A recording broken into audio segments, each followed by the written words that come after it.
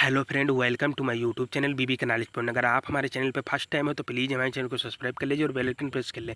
Student, आज की class बहुत ही इंपॉर्टेंट होने वाली है। हम आपके लिए BA BSc BCom first semester geography का पूरा मॉडल पेपर लेके आऊँ, जिसकी इस बार आने वाले एग्जाम में सबसे ज़्यादा पूछे जाने की संभावना स्टूडेंट है।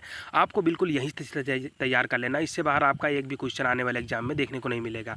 स्टूडेंट, ये आपका पेपर नेम की बात कर ले तो स्टूडेंट ने आपके फिजिकल जियोग्राफी का पूरा मॉडल पेपर लेके आऊँ। ये आपका पेपर नेम हो गया क्या स्टूडेंट? Physical geography. स्टूडेंट, अगर आपने हमारा चैनल अभी तक सब्सक्राइब नहीं किया तो प्लीज़ हमारे चैनल को सब्सक्राइब कर लीजिए और बेल आइकन प्रेस कर लें। स्टूडेंट, ये आपके लिए बिल्कुल रामबाण साबित होने वाला है आने वाले एग्जाम में सभी के लिए दोस्तों। जो बीए बीएससी बीकॉम उनके लिए जो जियोग्राफी का पूरा मॉडल पेपर लेके आओ, जिसे आप फिजिकल जियोग्राफी बोल सकते हैं। आपका पेपर नेम है, जिसे टाइटल बोल सकते हैं हम। इससे बाहर आपका एक भी क्वेश्चन आने वाले एग्जाम में नहीं देखने को मिलेगा। स्टूडेंट, मैं बिल्कुल गारंटी लेता हूँ, आपको बिल्कुल यहीं से तैयार कर लेना है। स्टूडेंट, क्वेश्चन विद आंसर के साथ मैं लेके आया हूँ। जिस स्टूडेंट आपको बाहर से एक भी क्वेश्चन का आंसर देखने की ज़रूरत नहीं, मैं पूरा क्वेश्चन के साथ आंसर भी लेके आया हूँ। आपको बिल्कुल यहीं से तैयार कर लेना, बाहर से एक भी क्वेश्चन देखने की आवश्यकता नहीं है आपको, क्योंकि इससे बाहर आपका आने वाले एग्जाम में एक भी क्वेश्चन नहीं देखने को मिलेगा। मैं 100% गारंटी लेता हूँ। स्टूडेंट, जैसा कि देख पा रहे हैं हमारा इसमें जो हमारा टाइमिंग होता है स्टूडेंट, इसमें हमारा 3 घंटे का टाइमिंग होता है। कितना स्टूडेंट? हमारा 3 घंटे का टाइमिंग होता है। जो हमारा पूर्णांक होता है, जिसे मैक्सिमम मार्क बोल सकते हैं, वो 75 नंबर का रहता है। स्टूडेंट, जल्दी से हम क्वेश्चन की ओर बढ़ चलते हैं। देख लीजिए हमारा नोट क्या दे रखा। कुल 5 प्रश्नों के उत्तर दीजिए। प्रथम प्रश्न अनिवार्य है। प्रत्येक इकाई से एक प्रश्न का उत्तर दीजिए। प्रत्येक प्रश्न के अंक दाहिनी ओर अंकित हैं। लघु उत्तरीय प्रश्नों के उत्तर की अधिकतम सीमा 200 वर्ड तथा दीर्घ उत्तरीय प्रश्नों की अधिकतम सीमा 500 वर्ड होनी चाहिए।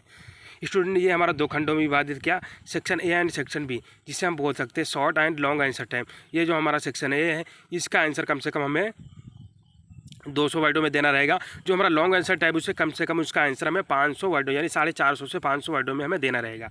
इस बात का विशेष ध्यान रखें स्टूडेंट, जितने वर्डों में पूछ रहा हूँ उतने ही वर्डों में हमें उसका आंसर देना रहेगा, तभी हमारे फुल मार्क मिलेंगे, वरना हमारे नंबर कट जाएंगे।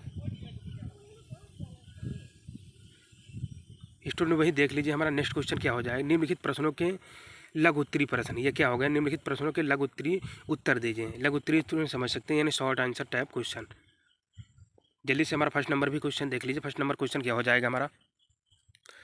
फर्स्ट नंबर हमारा क्वेश्चन हो जाएगा गिव ऑन, सॉरी दोस्तों, ये तो हमारा नहीं है। फर्स्ट नंबर क्वेश्चन हमारा क्या हो जाएगा? भौतिक भूगोल का अध्ययन क्षेत्र क्या है? स्टूडेंट, ये हमारा वेरी मोस्ट इंपॉर्टेंट क्वेश्चन है, जैसा कि देख पा रहे हैं।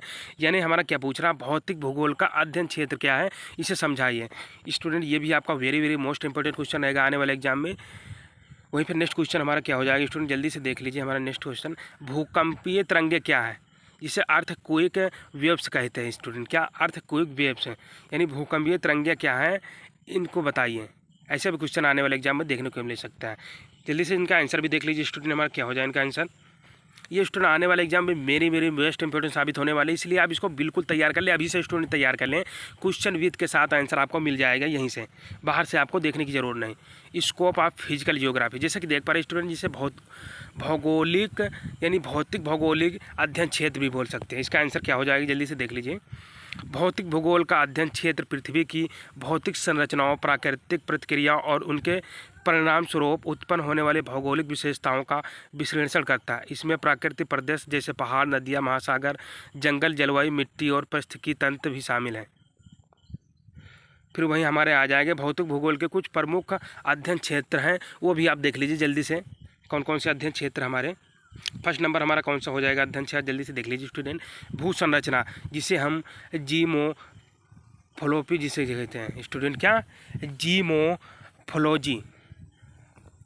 इसमें क्या हो जाएगी स्टूडेंट? इसके अंतर्गत पृथ्वी की सतह के निर्माण और उसके विकास का अध्ययन करता है, जैसे पहाड़, घाटियाँ, पठार आदि। वहीं फिर सेकंड नंबर पॉइंट हमारा क्या रहेगा स्टूडेंट? जलवायु विज्ञान। इसके अंतर्गत क्या आ जाएगा? विभिन्न क्षेत्रों की जलवायु, मौसम और वायुमंडलीय प्रक्रियाओं का अध्ययन करता है। वहीं फिर नेक्स्ट नंबर पॉइंट आ जाएगा हमारा क्या स्टूडेंट? मृदा भूगोल, जिसे हम सॉइल जियोग्राफी भी बोलते हैं। क्या स्टूडेंट? Soil geography. इसके अंतर्गत क्या आ जाएगा हमारा आंसर? देख लीजिए। विभिन्न प्रकार की मिट्टियों, उनकी संरचना, गठन और वितरण का अध्ययन भी करता है। ये भी हमारा क्या हो जाएगा स्टूडेंट? Very most important. ये सभी पॉइंट आपको बिल्कुल तैयार कर लेना स्टूडेंट। ये आने वाले एग्जाम में 100% आपको देखने को मिलेगी, इसलिए आप बिल्कुल यहीं से तैयार कर लें। फिर नेक्स्ट जल्दी से हमारा देख लें नेक्स्ट पॉइंट क्या आ जाएगा। जलवायु विज्ञान जिसे हाइड्रोलॉजी कहते हैं स्टूडेंट, इसके अंतर्गत क्या आएगा? जल चक्र, नदियाँ, झीलों और महासागरों का अध्ययन करा जाता है। किसके अंतर्गत? जल विज्ञान के अंतर्गत क्या क्या? जल चक्र, नदियों, झीलों और महासागरों का भी अध्ययन करता है।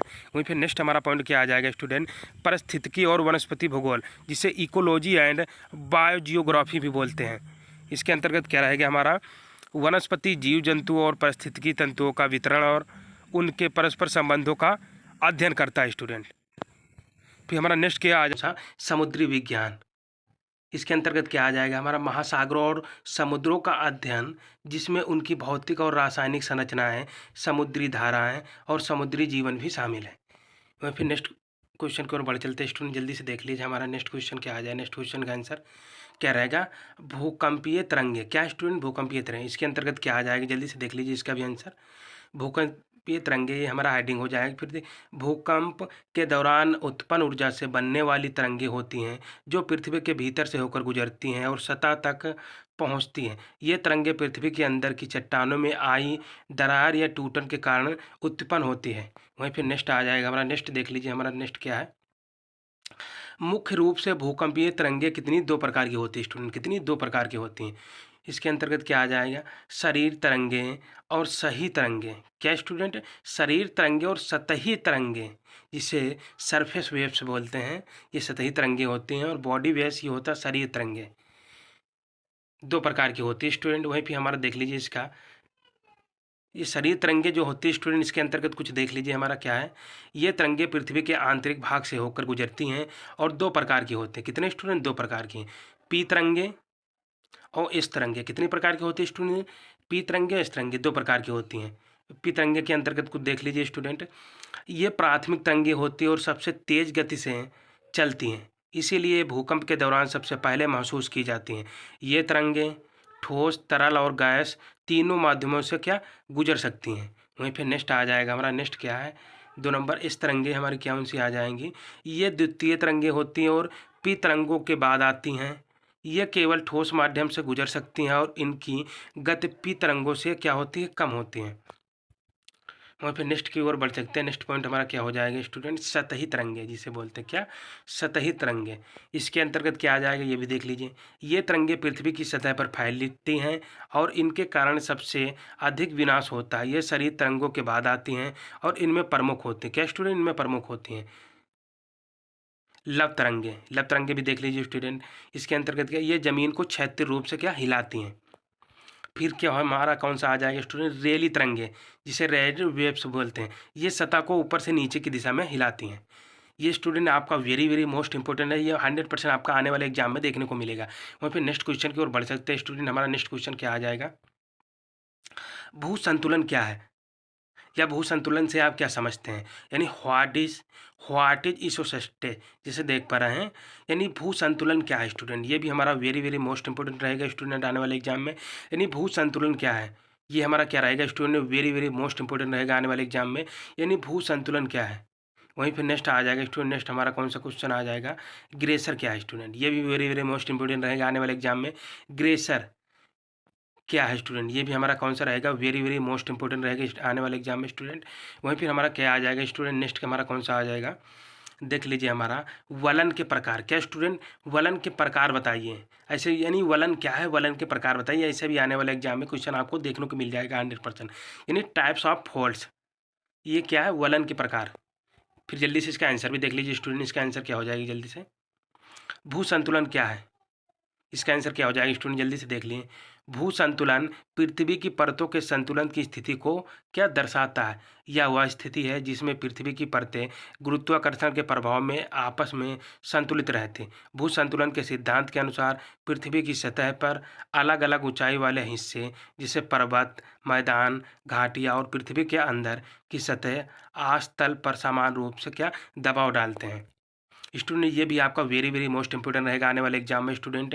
यानी भू संतुलन क्या है स्टूडेंट, या भू संतुलन से आप क्या समझते हैं? ये भी आने वाले एग्जाम में आपका 100% वेरी वेरी मोस्ट इंपोर्टेंट साबित होने वाला क्या student? Very very most important साबित होने वाला स्टूडेंट।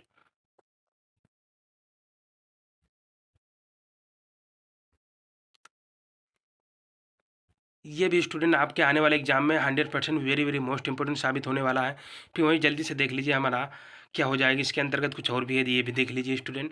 जब किसी क्षेत्र में भूभार जैसे पर्वत अधिक होता है जो पृथ्वी की अंदरूनी परत नीचे की ओर दबती है, जबकि किसी क्षेत्र में कम भूभार जैसे समुद्र होता है तो वह परत ऊपर की ओर उठती है। इस प्रकार भू संतुलन की स्थिति तब प्राप्त होती है जब विभिन्न क्षेत्रों के भूभार में संतुलन बना रहता है।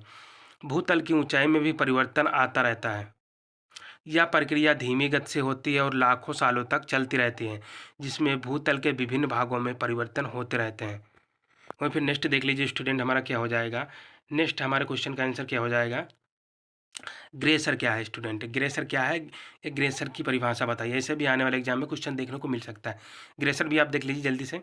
ग्लेशियर एक प्रकार का गर्म पानी का झरना है जो समय समय पर पृथ्वी की सतह से गर्म पानी और भाप को विस्फोट के रूप में बाहर फेंकता है। यह घटना तब होती है जब भूमिगत जल का भंडार गर्मी के स्रोत जैसे मैग्मा के संपर्क में आता है और यह अत्यधिक गर्म होकर भाप में क्या बदलने लगता है स्टूडेंट। वहीं फिर नेक्स्ट हमारा क्या हो जाएगा, नेक्स्ट भी देख लीजिए आगे।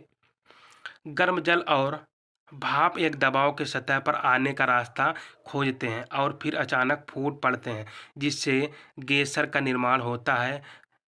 इस प्रक्रिया के दौरान पानी और भाप कई मीटर ऊंचाई तक उछल सकते हैं। ग्लेशियर आमतौर पर उन क्षेत्रों में पाए जाते हैं जहां ज्वालामुखी गतिविधियां होती हैं, जैसे आइसलैंड, न्यूजीलैंड और अमेरिका के येलोस्टोन नेशनल पार्क में है। वहीं फिर नेक्स्ट क्वेश्चन आ जाएगा स्टूडेंट, देख लीजिए नेक्स्ट क्वेश्चन के भी आंसर हमारा वलन के प्रकार क्या है स्टूडेंट, यानी टाइप्स ऑफ फोल्ड, वलन के क्या प्रकार हैं। ये भी हमारा very very most important question रहेगा आने वाले एग्जाम में। आपको बिल्कुल यही तैयार कर लेना स्टूडेंट, इससे बाहर आपका एक भी क्वेश्चन आने वाले एग्जाम में देखने को नहीं मिलेगा। स्टूडेंट अगर आपने हमारा टेलीग्राम चैनल नहीं ज्वाइन किया था, उसका लिंक आपको डिस्क्रिप्शन में मिल जाएगी, वहाँ से जाके आप अपना टेलीग्राम ज्वाइन कर सकते हैं। इसका आंसर क्या हो जाएगा स्टूडेंट, देख लीजिए। वलन वह भूगर्भीय प्रक्रिया है जिसमें पृथ्वी की परतों में संपीड़न बलों के कारण मोड़ या वक्र उत्पन्न होते हैं। वलनों के प्रकारों को उनकी आकृति, आकार और उत्पन्न के आधार पर वर्गीकृत किया जा सकता है।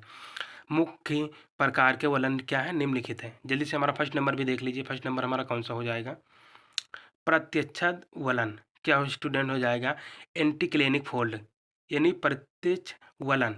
इसका आंसर क्या हो जाएगा, यह वलन एक आर्क जैसी संरचना बनाता है जिसमें वलन के केंद्र की चट्टानें सबसे पुरानी होती हैं। इसमें परतें ऊपर की ओर झुकी होती हैं और बाहरी किनारे की परतें धीरे धीरे बाहर की ओर ढलान बनाती हैं। ये स्टूडेंट हमारा क्या very very most important question रहेगा आने वाले एग्जाम में 100%।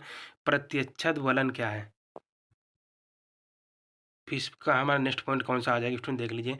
उभरण वलन, इसके अंतर्गत क्या आएगा, यह वलन एक गर्त जैसी संरचना बनाता है जिसमें वलन के केंद्र की चट्टानें सबसे युवा होती हैं। इसमें परतें नीचे की ओर झुकी होती हैं और किनारों की परतें ऊपर की ओर झुकी होती हैं। वहीं फिर नेक्स्ट आ जाएगा स्टूडेंट, नेक्स्ट पॉइंट हमारा क्या रहेगा, समवेव वलन। इस प्रकार के वलन में वलन के दोनों ओर की परतें समान रूप से झुकी होती हैं और इसका अक्षीय तल जिसे एक्सियल प्लेन सीधा होता है। फिर नेक्स्ट जल्दी से हमारा देख लीजिए नेक्स्ट पॉइंट कौन सा आ जाएगा जल्दी से स्टूडेंट, असमवाय वलन। इस वलन में वलन के दोनों ओर की परतें असमान रूप से क्या झुकी होती हैं और इसका अक्षीय तल क्या होता है, झुका हुआ होता है। फिर नेक्स्ट पॉइंट इसका क्या हो जाएगा, पतनशील। पतनशील के अंतर्गत भी देख लीजिए स्टूडेंट, इसमें वलन की एक परत दूसरी परत पर पलट जाती है जिससे एक और की परत पलटी यानी उल्टी हो जाती है। यानी इसमें वलन की एक परत दूसरी परत पर पलट जाती है जिससे एक और की परत क्या उल्टी हो जाती है। वहीं फिर नेक्स्ट हमारा पॉइंट देख लीजिए, नेक्स्ट क्या हो जाएगा स्टूडेंट, पार्श्व वलन, जिसे रिकम्बेंट फोल्ड भी बोलते हैं। ये भी हमारा वेरी वेरी वेस्ट इंपॉर्टेंट है, क्वेश्चन आने वाले एग्जाम में 100% देखने को मिलेगा। इसके अंतर्गत क्या आ जाएगा, इस वलन में परतें लगभग क्षैतिज अवस्था में आ जाती हैं और उनका अक्षीय तथा क्षैतिज या लगभग क्षैतिज होता है। क्षैतिज या लगभग क्षैतिज होता है। ये भी हमारा very very most important question रहेगा आने वाले एग्जाम में 100% स्टूडेंट। वहीं फिर नेक्स्ट भी हमारा देख लीजिए, नेक्स्ट पॉइंट क्या हो जाएगा, समरूप वलन क्या है स्टूडेंट। ये भी वेरी वेरी बेस्ट इंपॉर्टेंट। इस प्रकार के वलन में परतें समांतर और लगभग एक ही कोण पर क्या झुकी हुई होती हैं। फिर नेक्स्ट पॉइंट भी देख लीजिए, डोम और बेसिन वलन क्या है, क्या student, dome and basin fold. इसके अंतर्गत क्या आ जाएगा, डोम वलन में चट्टानें केंद्र में उभर कर एक गोलाकार संरचना बनाती हैं, जबकि बेसिन वलन में चट्टानें केंद्र में धंसकर एक गोलाकार अवनति बनाती हैं। वलन की इन विभिन्न आकृतियों और प्रकारों का निर्माण पृथ्वी की परतों में संपीड़न बलों के प्रभाव से होता है और यह प्रक्रिया लाखों वर्षों तक क्या चलती रहती है स्टूडेंट।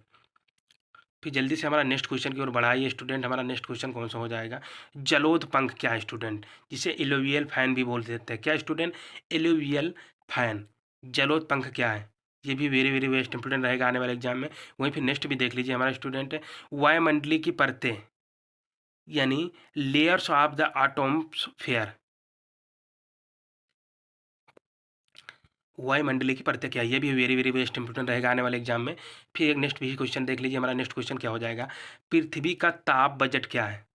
इसे head budget of the earth बोलते हैं। यानी पृथ्वी का ताप बजट क्या है? ये भी हमारा very very most important question रहेगा आने वाले एग्जाम में स्टूडेंट। 100% आने वाले एग्जाम में देखने को मिलेगा। क्या है स्टूडेंट? पृथ्वी का ताप बजट क्या है? यानी head budget of the earth, यानी पृथ्वी का ताप बजट क्या है? ये भी हमारा कौन सा हो जाएगा? Very very most important question रहेगा आने वाले एग्जाम में। फिर जल्दी से इनका आंसर भी देख लीजिए स्टूडेंट, क्या हो जाएगा इनका आंसर? जलोद पंख, जिसे एलोवियल फैन भी बोलते हैं। इसके अंतर्गत क्या आ जाएगा? एक भू आकृति है जो तब बनती है जब नदी या धारा पहाड़ों से निकलकर मैदानों में क्या प्रवेश करती है और अपनी गति कम होने के कारण अपने साथ लाए गए अवसादों जैसे रेत, मिट्टी, कंकड़, पत्थर आदि को फैलाकर जमा कर देती है। इस प्रक्रिया में जमा हुए अवसाद एक पंखाकार संरचना का रूप लेते हैं, जिसे जलोद पंख भी कहा जाता है।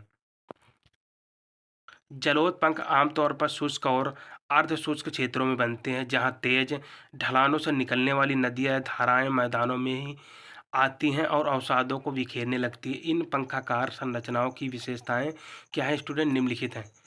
जल्दी से देख लें इनकी विशेषताएं भी क्या है। फर्स्ट नंबर हमारी कौन सी हो जाएगी? आकृति। इसके अंतर्गत क्या आ जाता है? जलोद पंख की आकृति त्रिकोणीय या पंखाकार होती है, जो पंख के समान फैलती है। इसका केंद्र बिंदु उस स्थान पर होता है जहां से नदी या धारा मैदान में क्या प्रवेश करती हैं।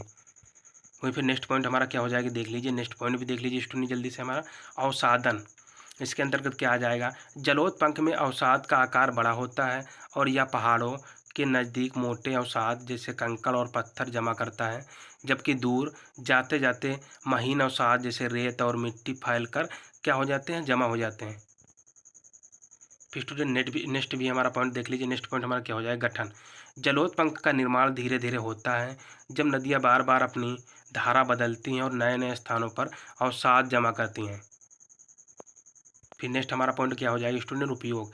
जलोद पंख वाली भूमि आमतौर पर उपजाऊ होती है और इसे कृषि कार्यों के लिए उपयोग किया जा सकता है, क्योंकि यह मिट्टी की परतें मोटी और उपजाऊ होती हैं। फिर जल्दी से नेक्स्ट क्वेश्चन की ओर बढ़ाते हैं स्टूडेंट। नेक्स्ट क्वेश्चन का आंसर क्या हो जाएगा? वायुमंडलीय की परतें क्या है स्टूडेंट? ये भी हमारा very very best important question रहेगा आने वाले एग्जाम में। 100% आने वाले एग्जाम में देखने को मिलेगा स्टूडेंट। सभी यूनिवर्सिटी के लिए हैं ये सारे question, very most important question. Layers of the atmosphere. वायुमंडल को मुख्यतः 5 परतों में विभाजित किया गया। कितने स्टूडेंट? 5 परतों में, जो पृथ्वी की सतह से ऊपर की ओर बढ़ती हैं। ये परतें हैं। फर्स्ट नंबर हमारा कौन सा हो जाएगा? क्षोभ मंडल। क्षोभ मंडल हो जाएगी। इसके अंतर्गत भी देख लीजिए स्टूडेंट, यह वायुमंडल की सबसे निचली परत है, जो पृथ्वी की सतह से लगभग 8 से 15 किलोमीटर तक फैली रहती है। इस परत में मौसम की सभी घटनाएं जैसे बादल, बारिश, तूफान और घटित होती है। यहाँ तापमान ऊंचाई के साथ क्या घटता है। फिर नेक्स्ट हमारा कौन सा हो जाएगा? 2 नंबर समताप मंडल। यह परत क्षोभ मंडल के ऊपर लगभग 15 किलोमीटर से 50 किलोमीटर तक क्या फैली होती है। इसमें ओजोन परत स्थित है, जो सूर्य की हानिकारक पराबैंगनी किरणों से पृथ्वी की रक्षा करती है। इस परत में तापमान ऊंचाई के साथ क्या होता है? बढ़ता है। फिर नेक्स्ट हमारा कौन सा हो जाएगा स्टूडेंट? मध्य मंडल। इसके अंतर्गत क्या आ जाएगा? समताप मंडल के ऊपर यह परत लगभग 50 किलोमीटर से 85 किलोमीटर तक क्या फैली होती है। इसमें तापमान ऊंचाई के साथ फिर से घटता है। क्या? फिर से घटता है। इस परत में प्रवेश करने वाले उल्का पिंड जल जाते हैं, जिसमें पृथ्वी की सतह सुरक्षित रहती है। फिर नेक्स्ट हमारा पॉइंट कौन सा हो जाएगा स्टूडेंट? थर्मोस्फियर। क्या स्टूडेंट बोलते हैं? थर्मोस्फियर। यह परत मध्य मंडल के ऊपर 85 किलोमीटर से 600 किलोमीटर तक फैली होती है। यहाँ तापमान ऊंचाई के साथ अत्यधिक बढ़ जाता है और यह परत और सौर गतिविधियों के कारण क्या गर्म रहती है। इसी परत में आयन मंडल होता है, जहाँ परावर्तित रेडियो तरंगे वापस पृथ्वी तक क्या पहुंचती हैं। फिर नेक्स्ट हमारा पॉइंट कौन सा हो जाएगा स्टूडेंट, देख लीजिए। बहिर्मंडल क्या है स्टूडेंट, बहिर्मंडल क्या है? यह वायुमंडल की सबसे बाहरी परत है जो लगभग 600 किलोमीटर से 10,000 किलोमीटर तक फैली होती हैं। यह परत धीरे धीरे अंतरिक्ष में विलीन हो जाती है और वायुमंडल की सबसे हल्की परत मानी जाती है। इसमें हाइड्रोजन और हीलियम जैसे हल्के गैसों की प्रधानता होती है। ये परतें वायुमंडल को संरक्षित रखने के साथ साथ पृथ्वी पर जीवन को भी संभव बनाती हैं। क्या स्टूडेंट, ये परतें वायुमंडल को संरक्षित रखने के साथ साथ पृथ्वी पर जीवन को भी संभव बनाती हैं। फिर जल्दी से हमारा देख लीजिए नेक्स्ट क्वेश्चन कौन सा हो जाएगा स्टूडेंट, पृथ्वी का ताप बजट क्या है स्टूडेंट, जिसे heart budget of the earth बोलते हैं, यानी हेट बजट ऑफ अर्थ।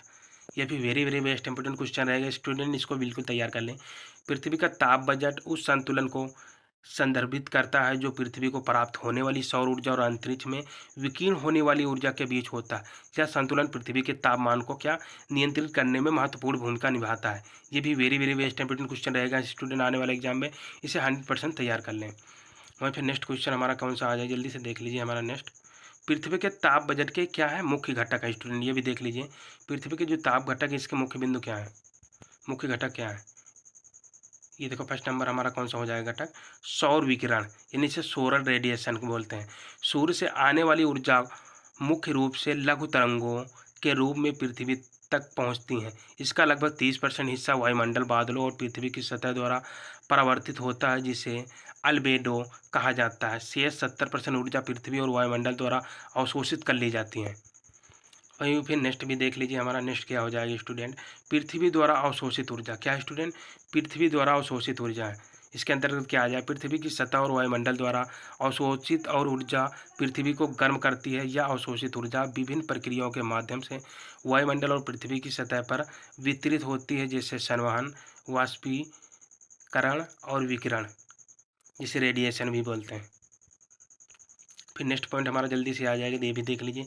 पृथ्वी द्वारा विकिरण ऊर्जा, एनर्जी रेडिएशन ऑफ अर्थ, इसके अंतर्गत क्या आ जाएगा स्टूडेंट, देख लीजिए। पृथ्वी अवशोषित ऊर्जा को दीर्घ तरंगों के रूप में अंतरिक्ष में विकिरण करती है। यह विकिरण मुख्य रूप से अवरक्त विकिरण के रूप में होता है। यह पृथ्वी द्वारा विकिरण ऊर्जा और सौर विकिरण से प्राप्त ऊर्जा के बराबर होती है, तो पृथ्वी का तापमान स्थिर रहता है। वहीं फिर नेक्स्ट भी देख लीजिए हमारा नेक्स्ट पॉइंट कौन सा हो जाएगा, ग्रीन हाउस प्रभाव, जिसे ग्रीन हाउस इफेक्ट भी बोलते हैं स्टूडेंट। इसके अंतर्गत क्या आ जाएगा, पृथ्वी के वायुमंडल में मौजूद ग्रीन हाउस गैसें जैसे कि कार्बन डाइऑक्साइड, मीथेन और जलवाष्प विकिरण अवरक्त विकिरण के कुछ हिस्सों को अवशोषित कर लेती है और उसे फिर से पृथ्वी की सतह की ओर विकिरण करती है। यह प्रक्रिया पृथ्वी के तापमान को बनाए रखने में मदद करती है, लेकिन ग्रीन हाउस गैसों की बढ़ती सांद्रता तापमान में वृद्धि का कारण बन सकती है। फिर जल्दी से हमारा क्या देख लीजिए क्या आ जाएगी स्टूडेंट, ताप बजट का क्या महत्व, बजट का क्या महत्व है। ये भी very very best important question रहेगा आने वाले एग्जाम में। इसके अंतर्गत आ जाएगा जलवायु संतुलन, पृथ्वी का ताप बजट पृथ्वी के जलवायु संतुलन को बनाए रखता है। यदि यह संतुलन बिगड़ता है तो इससे वैश्विक तापमान में वृद्धि, जिससे ग्लोबल वार्मिंग की कमी या ग्लोबल कूलिंग हो सकती है। नेक्स्ट पॉइंट आ जाएगा हमारा, नेक्स्ट भी पॉइंट देख लीजिए स्टूडेंट, जीवमंडल पर प्रभाव। इसके अंतर्गत क्या आ जाएगा जल्दी से देख लीजिए, ताप बजट का संतुलन असंतुलन, यानी ताप बजट का असंतुलन जीवन मंडल, कृषि, जल संसाधनों और संपूर्ण पारिस्थितिकी तंत्र पर प्रतिकूल प्रभाव डाल सकता है।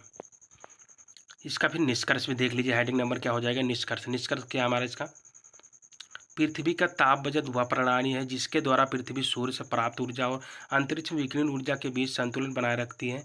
इससे संतुलन में किसी भी प्रकार की गड़बड़ी का सीधा असर पृथ्वी की जलवायु पर्यावरण पर पड़ता है। इसीलिए इसे समझना और बनाए रखना अत्यंत महत्वपूर्ण है। फिर स्टूडेंट नेक्स्ट क्वेश्चन हमारे देख लीजिए जल्दी से, नेक्स्ट क्वेश्चन कौन आ जाएगा, परवाल भित्तियों के प्रकार, यानी परवाल भित्तियों के प्रकार, ये हमें बता के बिल्कुल लिखना, ये भी हमारा इंपॉर्टेंट क्वेश्चन रहेगा। टाइप्स ऑफ कोरल रीफ्स जिसे बोलते हैं, यानी जो परवाल भित्तियाँ हैं उनके प्रकार बताइए हमें। नेक्स्ट क्वेश्चन हमारा क्या हो जाएगा, सौर गैसों सागर क्या है, सौर गैसों सागर क्या है, ये हमारा कौन सा क्वेश्चन रहेगा, very very most important question रहेगा आने वाले एग्जाम में। 100% स्टूडेंट इसे भी तैयार कर लें। फिर इनका आंसर भी देख लीजिए जल्दी से स्टूडेंट हमारा, परवाल भित्तियों के प्रकार, टाइप्स ऑफ कोरल रीफ्स, ये भी हमारा वेरी वेरी बेस्ट इंपॉर्टेंट। इसके अंतर्गत क्या आ जाएगा, आंसर भी देख लीजिए इसका, परवाल भित्तियाँ के 4 प्रमुख प्रकार होते हैं। कितने, 4 प्रमुख प्रकार होते हैं, देख लीजिए स्टूडेंट। फर्स्ट नंबर हमारा प्रकार कौन सा, किनारी परवाल भित्ति। ये सवाल सॉरी दोस्तों, ये परवाल भित्तियाँ सीधे तट के पास स्थित होती हैं और किनारों के साथ साथ संलग्न रहती हैं। ये सबसे सामान्य प्रकार की परवाल भित्तियाँ होती हैं।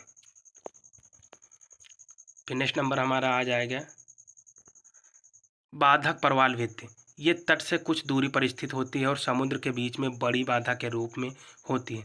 इनके और तट के बीच में गहरे पानी की एक चैनल होती है। ग्रेट बैरियर रीफ इसका सबसे बड़ा उदाहरण है।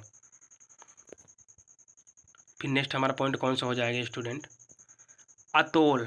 इसके अंतर्गत क्या आ जाएगी, ये परवाल भित्तियाँ गोल या अंडाकार आकार की होती हैं और एक लैगून के चारों ओर घिरी होती हैं। ये समुद्र के बीच में होती हैं और अधिकांशतः ज्वालामुखी द्वीपों के डूबने के बाद बनती हैं।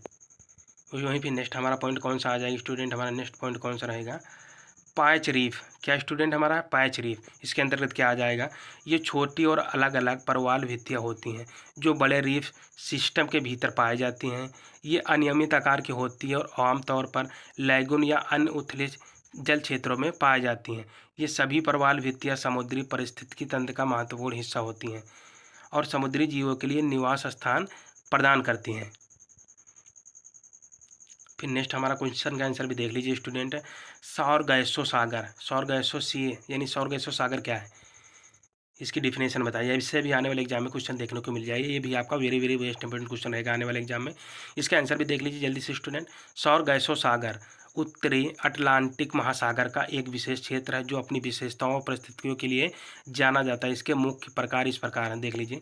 पहला प्रकार हमारा कौन सा, स्थिति। इसके अंतर्गत क्या आ जाएगा ये भी देख लीजिए, हेडिंग स्थिति हमारी फर्स्ट नंबर पॉइंट है। यह सागर उत्तरी अटलांटिक महासागर के मध्य में स्थित है और यह 4 प्रमुख समुद्री धाराओं द्वारा घिरा हुआ है। उत्तर अटलांटिक धारा, कैनरी धारा, फ्लोरिडा धारा और दक्षिणी अटलांटिक धारा। फिर हमारा नेक्स्ट भी कौन सा हो जाएगा, नेक्स्ट पॉइंट भी देख लीजिए हमारा, सौर गैसम शैवाल। इसके अंतर्गत क्या आ जाए, इसका नाम सौर गैसों शैवाल के नाम पर रखा गया है जो इस सागर की सतह पर बड़े पैमाने पर उगता है। यह शैवाल एक विशेष प्रकार का फ्लोटिंग शैवाल होता है जो इस क्षेत्र की पहचान और पारिस्थितिकी का महत्वपूर्ण हिस्सा है। वहीं फिर नेक्स्ट भी देख लीजिए, हमारा नेक्स्ट पॉइंट कौन सा हो जाएगा, जलवायु और मौसम। ये भी हमारा very very most important question रहेगा आने वाले एग्जाम में। जलवायु और मौसम ये क्या है, इसके अंतर्गत हमारा क्या हो जाएगा, सौर गैसों सागर का पानी शांत और नीला होता है और यह क्षेत्र अक्सर स्थित और शांत जलवायु का अनुभव करता है।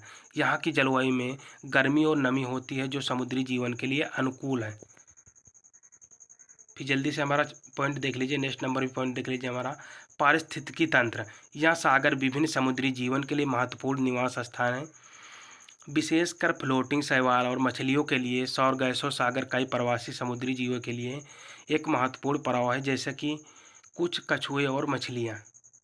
सौर गैसों सागर के विशिष्टता और इसके विशेष पारिस्थितिकी तंत्र के कारण यह समुद्री अनुसंधान और संरक्षण के लिए एक महत्वपूर्ण क्षेत्र भी है। फिर स्टूडेंट वहीं फिर नेक्स्ट हमारे क्वेश्चन की ओर बढ़ाते हैं। हमारा क्या आ जाएगा, सेक्शन बी, जिसे कई हमारा यानी सेक्शन बी खंड बा भी बोल सकते हैं। वहीं भी हमारा नेक्स्ट क्या आ जाएगा स्टूडेंट, देख लीजिए। पृथ्वी की उत्पत्ति संबंधी निहारिका परिकल्पना की व्याख्या करना स्टूडेंट, यानी explain nebular hypostasis of the origin of the earth. यानी पृथ्वी की उत्पत्ति संबंधी निहारिका परिकल्पना की हमें व्याख्या करके लिखना रहेगा। ये भी आने वाले एग्जाम में क्वेश्चन देखने को मिल सकता है। फिर जल्दी से नेक्स्ट भी क्वेश्चन की ओर बढ़ाते हैं स्टूडेंट। वो चाहे तो वो कर सकते हैं या फिर वो आर यानी अथवा करके दे रखा, आप ये भी क्वेश्चन कर सकते हैं। पृथ्वी की आंतरिक संरचना का वर्णन करना है स्टूडेंट। ये भी हमारा very very most important question रहेगा आने वाले एग्जाम में स्टूडेंट। फिर नेक्स्ट क्वेश्चन देख लीजिए जल्दी से, हमारा आ जाएगा, वेगनर के महाद्वीप प्रवाह सिद्धांत का वर्णन कीजिए। यानी वेगनर के महाद्वीपीय प्रवाह सिद्धांत का हमें वर्णन करके लिखना है। ये भी हमारा very very best important question रहेगा। इसे बोलते हैं describe the continental drift theory of the Wegener. फिर वही नेक्स्ट भी क्वेश्चन देख लीजिए हमारा, वो कर सकते हो या तो आप दूसरा नेक्स्ट भी देख लीजिए, वो आर करके दे रखा हमारा क्वेश्चन, यानी अथवा करके दे रखा। आप चाहें तो ये भी क्वेश्चन कर सकते हैं। हमारा देख लीजिए ये कौन सा है, सूर्य भिताप के वितरण को प्रभावित करने वाले कारकों का विवरण दीजिए। यानी discuss the factors of affecting the distribution of the insolation. यानी सूर्य भिताप के वितरण को प्रभावित करने वाले कारकों का विवरण दीजिए। ये भी हमारा very very most important question रहेगा आने वाले एग्जाम में। क्या student, very very most important question रहेगा आने वाले एग्जाम में। वहीं पे नेक्स्ट भी क्वेश्चन हमारा देख लीजिए। नेक्स्ट हमारा क्वेश्चन कौन सा आ जाएगा स्टूडेंट, भूकंपों के प्रकार तथा वितरण पर एक निबंध लिखिए। क्या स्टूडेंट है, भूकंपों के प्रकार क्या हो जाएगा, भूकंपों के प्रकार तथा वितरण पर एक निबंध लिखिए, एससी लिखिए। ये भी हमारा very very best important question रहेगा। यानी right on SC on the types and distribution of the earthquakes। जैसा कि देख पा रहे हैं हमारा, यानी भूकंपों के प्रकार तथा वितरण पर एक एससे लिखना है, निबंध लिखना है। ये भी very very most important question रहेगा आने वाले एग्जाम में। भूकंपों के प्रकार तथा वितरण पर एक निबंध लिखना है। ये हमारा लॉन्ग क्वेश्चन है स्टूडेंट, ये 100% आपको आने वाले एग्जाम में देखने को मिलेगा। वहीं फिर नेक्स्ट क्वेश्चन की ओर बढ़ चलते, जल्दी से देख लीजिए।